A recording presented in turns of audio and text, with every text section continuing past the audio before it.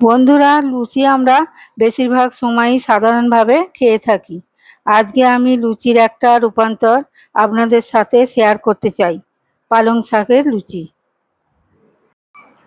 পালং শাকের লুচি বানানোর জন্য প্রথমে আমি 500 গ্রাম তাজা পালং শাক পরিষ্কার জলে ভালোভাবে ধুয়ে নিয়ে প্রেসার কুকারে একটা হুইসেলে ভাপিয়ে নিলাম।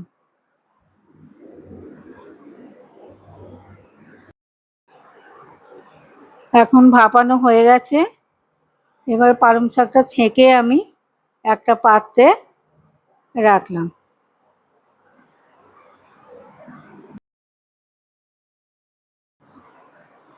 এবার ভাপানো শাকটা আমি মিক্সিতে পেস্ট করে নিচ্ছি।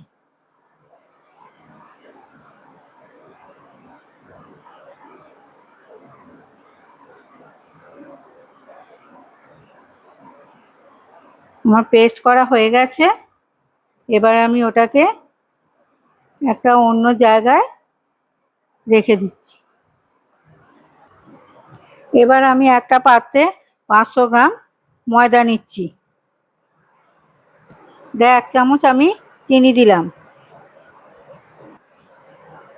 পরিমাণ মতো নুন দিলাম।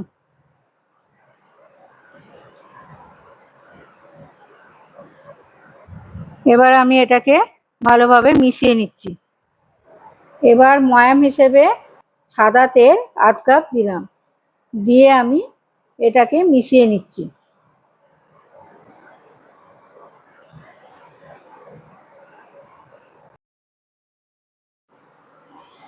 এবার পালং শাকের পেস্টটা দিয়ে আমি ময়দাটা ভালোভাবে মেখে নিচ্ছি।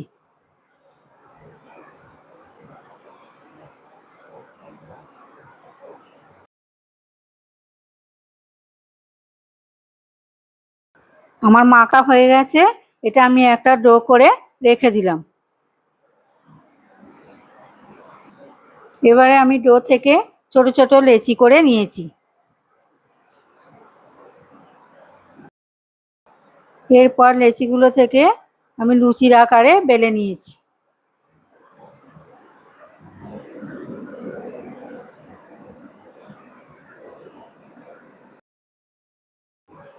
এখন লুচি বেলা আমার হয়ে গেছে।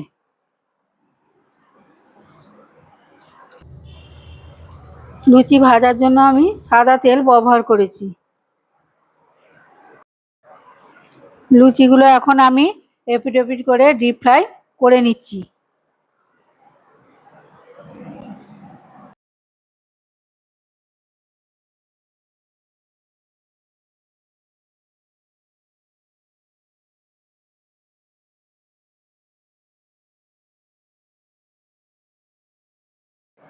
লুচি ভাজা আমার হয়ে গেছে। আমি লুচিটাকে এবার তুলে নিলাম।